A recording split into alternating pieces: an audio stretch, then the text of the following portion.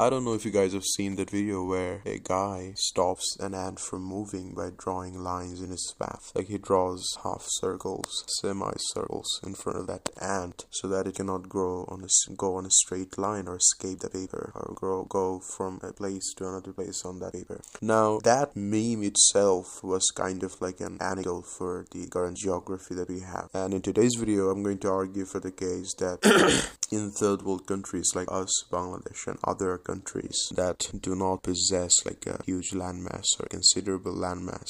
Like for example, if you have the globe like Earth in front of you, and I tell you to go like to Germany. If you're not aware or if you don't know where Germany is, it's gonna take you a significant amount of time to go there, right? But the case about Europe is different. Europe has an European Union, they act as like a singular body. They impose laws on companies. For example, Apple now has to produce like Type-C charger or Type-C typing stations on their products because European Union said so. So all the European countries will unite and make like collective legislations. They have their own mandate on the world. But if you look at Africa, in the case of Somalia, that nation has like 3-4 factions in it that individually claim themselves as being a sovereign nation. So there is like Somaliland, there is Somalia, and like a bunch of variations. And if you go to Middle East, the same problem. For example, in Syria, there is a power struggle between Assadi rebel forces and the current inhabiting power. If you come back to like the Indian region in our place, Bangladesh was separated from India in 1947. Like two countries were created, India and Pakistan, in 1947 when Britishers left after 200 years of colonization that they did here. We see the creation of two states, essentially India and Pakistan, the two-state solution, and in which in 1971 Bangladesh took its liberation. We got liberated from Pakistan due to many reasons which we'll not get into in this video. But you see like the geography of Bangladesh or Somaliland or many other countries in the third world, countries that are not doing very well, unlike Germany.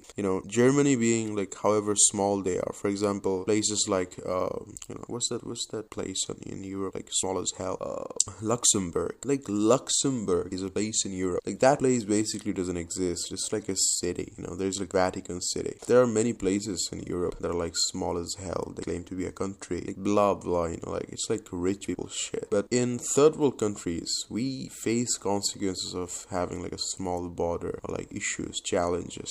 So to go back to the meme that I was talking about at the beginning of this video, like that ant trying to navigate on paper and the guy drawing lines on his path, kind of hindering it, like if an ant is walking, on a plain sheet and you just draw a circle around it, it is not going to be able to escape it. And there are many arguments against globalism. This meme kind of supports globalism, supporting the idea that there shouldn't be any borders. The God himself did not drew like many borders. Perhaps some continents are separated by sea, but even America and Russia share a very narrow like connection bridge between Antarctica and Russia. So the landmass in Earth is not separated that much. But we humans have created like these borders, imaginary lines. Now walls are being made on those lines where we think this territory ends here. So the question, the proponents of this idea that yes, these borders should exist, we should have strong immigration laws in every country. They say, well, these borders represent difference between good and bad ideas. Well, I agree with that kind of. For example, the border between North and South Korea, or the border between like Russia and Kazakhstan or something. Like the whole paradigm shifts when you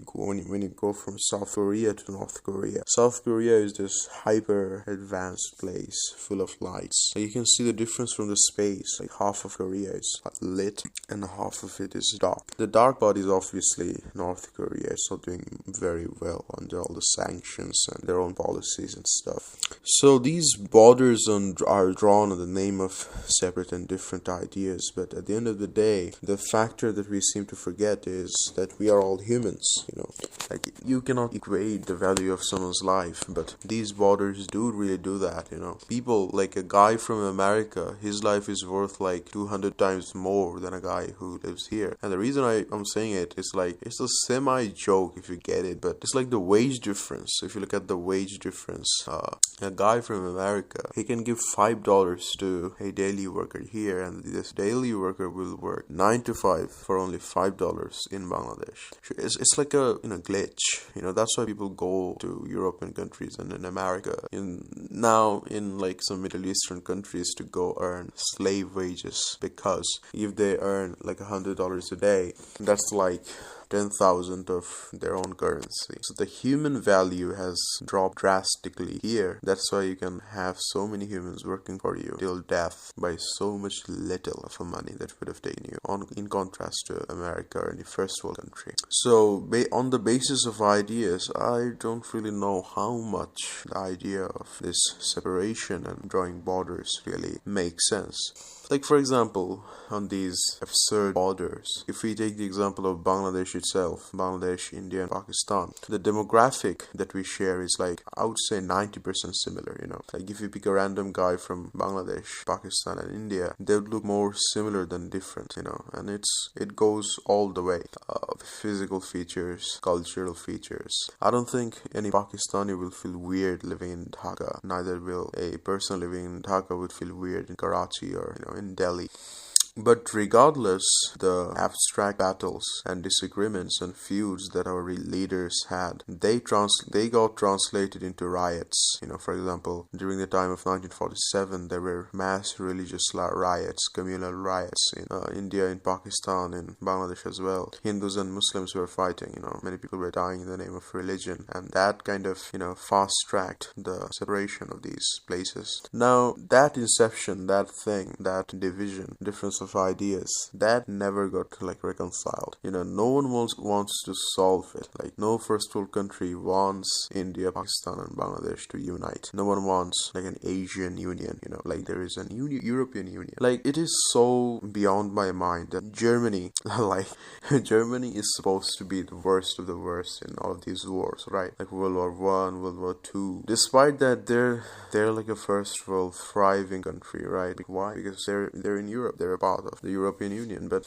we Indians, Bangladeshis, and Pakistanis, we never had that sort of a feud. And historically, if you look at us before the British colonization, the GDP and the economy of India was much better, even technology-wise. And I know this is like a revivalist, like a cope sort of argument that many brown people nowadays bring up against white supremacists, like trying to defend themselves that, we was gangs, like that meme, we as gangs. I don't want to get into it too much, that's the reason.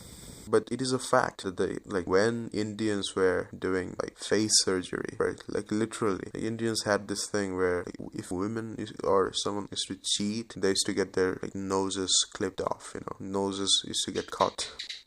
So they invented plastic surgery, taking some skin from another part of the body and putting it on the nose. And the results allegedly were really good. So that much advanced of a civilization that in India had. They had their problems, yes, like casteism and many other issues, societal issues. Their laws. There's a term in law, like legal anachronism. So what that says is that you shouldn't judge the law of a period in history on the basis of the period that is currently going on. So we should not judge those laws from 1,000 years ago basis on what laws we have today, because everything is different, the socio-dynamics, everything is so radically different. But anyways, if you just compare the level of competence and advancements that Indians had on contrast with Europeans, you would see huge differences, even chemistry and sciences. The moment Greeks, they were doing really good in many different things, but they fell, and their contemporary civilizations were thriving in India and other places. So everything was going so smoothly, but I just think like colonization and World War I and World War II like fucked everything up. Like the history kind of got twisted at that point, and inequalities got created. For example, the rise of superpowers. There wasn't used to be like I guess there was like Ottoman Empire and different empires, but the empires that we have today are not called empires. They have been kind of, their terminologies have been twisted to the level that we do not associate them with being tyrannical or evil, whatever, that we think of like Ottoman empires and other theocracies and autocracies or whatever, monarchies. But the rise of America, the rise of Britain and other European colonists, that shit, like, that's like conquering a land, making it a part of your own. It's like marrying someone. But colonization is like going to a whore, and you're not even paying them, you're just fucking them for free. So that's what happened with India for like 200 years, and the repercussions, it's like many people say, well, just grow the fuck up, like, don't bitch and moan about it so much, because countries like Singapore and others, Malaysia, they're doing really good, despite their history of colonization and exploitation. Well, that is true. That's true, but the social paradigms are really different, like India's thing. The British, they didn't really even have to like do much, because there were so many conflicting parties aspiring for powers. They just had like the way Britishers basically controlled everything was like, imagine 4 of your friends, they're fighting, okay? And the intention that you have is that you want to silence 4 of them. You want like 4 of them get injured or just, die. And so what would you do that would help that thing? Well, you can just give them 4 guns, hand each one a gun and just wait and see what happens. Eventually 4 of them are gonna kill themselves, like shotting each other on their heads, like a circular thing, in a circular fashion. One shoots another. So Britishers basically did that, They went into Bengal, called Calcutta. Oh, I said the most gayest word, Calcutta. Fuck that shit. They went to Calcutta, yes, Calcutta. And they funded the opposition, They propped up. They said, well, we're with you. We're gonna give you money, weapons, everything. Just fuck the other party up and be our slave, Let us do the trade and shit. Like, let us handle the economy. You handle the legislation and executive. That's it. Britishers were not like being thugs on the street, They were like softly robbing and doing business. Like, and in the name of business, they were basically taking everything from here. So that history that we share, every ex-colonies, despite having that brutal past, despite having like the same slave master, we do not seem to love each other for the sake of God, Like, we have so many differences. We have made up some differences. We have some real differences, and we cannot just come to fucking together, And that's the curse of having borders.